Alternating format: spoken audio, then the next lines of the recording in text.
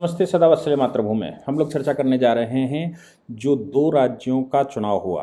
दो राज्यों के अलावा उत्तर प्रदेश में मैनपुरी सीट का चुनाव था और एमसीडी का चुनाव हुआ। एमसीडी के चुनाव के विषय में कल मैं बता चुका हूँ कि एमसीडी का चुनाव केजरीवाल जी जीत गए हैं, 134 सीटें लेकर आए हैं। लेकिन बहुत सारी सीटें दोनों तरफ से, ये कोई केजरीवाल जी या मोदी जी की बात नहीं है, दोनों तरफ से ऐसी बहुत सारी सीटें हैं जिसमें 500 वोटों का मार्जिन है।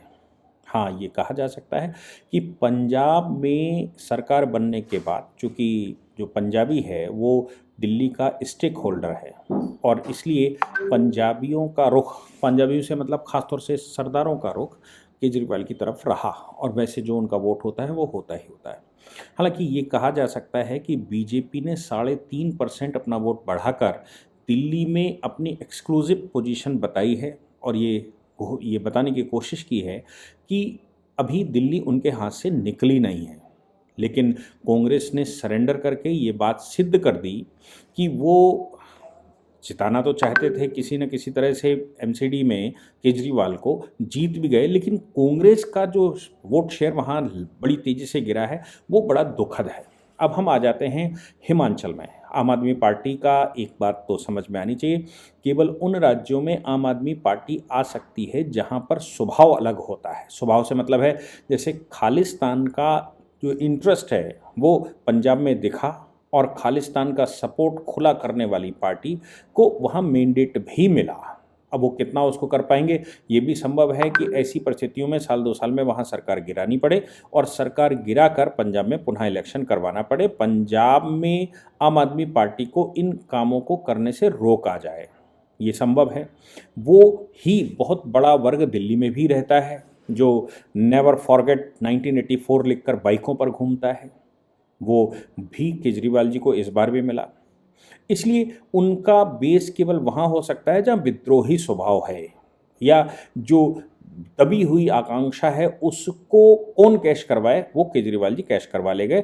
ख़ास तौर से मैं कहूँ, अकाली दल जब बना था तो अकाली दल सिख अलग सूबे को लेकर बना था, एक ऑटोनॉमस स्टेट बनाने को लेकर उन्होंने आंदोलन किया था और वो भावना उनके पास थी। बस फ़र्क इतना था कि उस समय का जनसंघ या बाद में भारतीय जनता पार्टी आई, उन्होंने उनके साथ कोलैबोरेशन करके जो मूल भावना थी अकाली दल की, वो मूल भावना कहीं पीछे फेंक दी और उस भावना को कैश कर लिया केजरीवाल ने। इसलिए पंजाब में और दिल्ली में उनका प्रभुत्व है। ऐसे सांप्रदायिक रूप से सोचने वाली पार्टी केवल इस तरह के कुछ राज्यों में हो सकती है, इससे बड़ा बेस नहीं हो सकता। इनका बेस केरला में भी हो सकता है क्योंकि केरला का भी विचार वैसे रहता है। तो ऐसे राज्य जिनमें इस प्रकार की विचारधारा रहती है वहाँ पर केजरीवाल जी सफल हो सकते हैं। हिमाचल की बात जहाँ तक करेंगे तो देखिए, पार्टी चूँकि दिल्ली के मुख्यमंत्री हैं, बगल का स्टेट है और हिमाचल कभी पंजाब का हिस्सा हुआ करता था, इसलिए हिमाचल, हरियाणा, पंजाब, दिल्ली, ये इनका स्वभाव एक सा है। तो केजरीवाल वहाँ पर ये दिमाग लगा कर गए होंगे कि इसी प्रकार का चूँकि वहाँ पर है इसलिए वो जीत सकते हैं। लेकिन बहुत बड़ा सिख बेस या बहुत बड़ा माइग्रेंट बेस वहाँ पर नहीं है। दिल्ली में माइग्रेंट 40% वोट है, जिसको दिल्ली के डेवलपमेंट से बहुत लेना देना नहीं है। वो दिल्ली में कमाने के लिए आया है और वहाँ से कमा कर जाएगा। ठीक होगा कि गलत होगा ये पता नहीं, लेकिन हिमाचल प्रदेश में जेपी नड्डा जी वहीं से आते हैं, अनुराग ठाकुर वहीं से आते हैं, उनके पिताजी कई बार के वहाँ के सीएम भी हैं। इसलिए हिमाचल की राजनीति ये भी संभव है कि 2-3 धड़ों में बट गई हो, लेकिन जेपी नड्डा जी तो राष्ट्रीय अध्यक्ष हैं, इसलिए उनकी जिम्मेवारी और बनती थी। अब आते हैं गुजरात पर। गुजरात के से प्रधानमंत्री आते हैं, इसलिए जैसे जेपी नड्डा जी की जिम्मेवारी कहीं न कहीं बनती है हिमाचल में, वैसे ही जिम्मेदारी माननीय प्रधानमंत्री जी और माननीय गृह मंत्री जी की बनती है गुजरात में। लेकिन गुजरात में जो इतना बड़ा बम्पर, कोई बहुत पिछले 5 वर्ष में गुजरात में कोई रॉकेट साइंस नहीं हुआ। कई मुख्यमंत्री, 3-3 मुख्यमंत्री वहाँ पर बदल दिए गए, लेकिन फिर भी इतने मुख्यमंत्री बदलने के बाद भी वहाँ 150 का आंकड़ा पार कर देना मेरी समझ में आया नहीं। तो अब एक फाइनल बात जो समझ में आती है वो ये है कि आम आदमी पार्टी के डर ने बीजेपी को इतना बड़ा वहाँ पर कर दिया। आम आदमी पार्टी का डर का मतलब है जो पंजाब में हो रहा है, जो दिल्ली में हो रहा है और जो व्यापारिक रूप से, जो व्यापारिक व्यापारी है या जो स्ट्रक्चर है उस स्ट्रक्चर को कैसे नष्ट करने का प्रयास हो रहा है, चाहे वो खालिस्तान के नाम से हो। खालिस्तानियों को जहाँ जिस प्रकार से पंजाब में छूट दी गई है वो अपने आप में कुछ बताता है।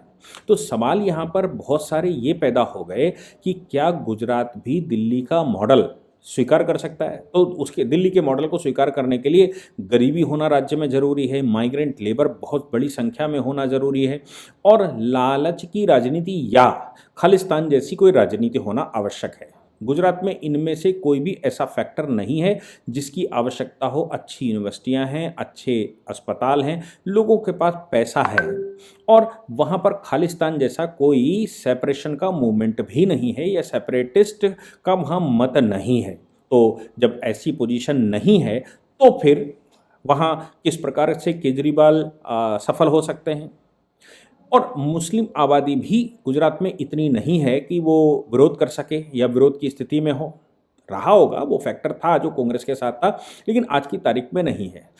कांग्रेस को ये लगा वहाँ चुनाव हल्का करके कि ऐसा हो सकता है कि जिस प्रकार पंजाब में वो सरेंडर किए थे वही सरेंडर अगर वो गुजरात में कर जाएंगे तो कम से कम 27 साल से बैठी हुई पार्टी एक बार तो खसकेगी, और 27 साल से बैठी हुई पार्टी अगर एक बार सत्ता से गई और केजरीवाल की पार्टी वहाँ आ गई तो उनके कांग्रेस के आने के चांस एक बार बनते हैं। ये भूल उन्होंने दिल्ली में भी की थी और परिणाम आप देख रहे हैं। ये भूल उन्होंने पंजाब में की है, उसके परिणाम आगे भविष्य दिखाएगा।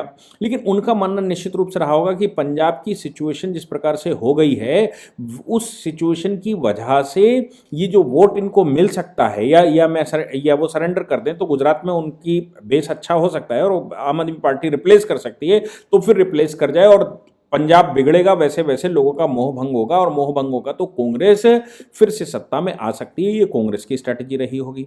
लेकिन केजरीवाल का भय कि केजरीवाल कहीं वहाँ आ गए तो गुजरात का जो हार्मोनिकल स्ट्रक्चर पिछले 20 साल से मोदी जी के बाद बैठा, वो स्ट्रक्चर कहीं भंग ना हो जाए, और गुजरात जिस स्पीड से चल रहा है वो स्पीड कहीं गुजरात की फिर से आक्रांता बेस ना बन जाए।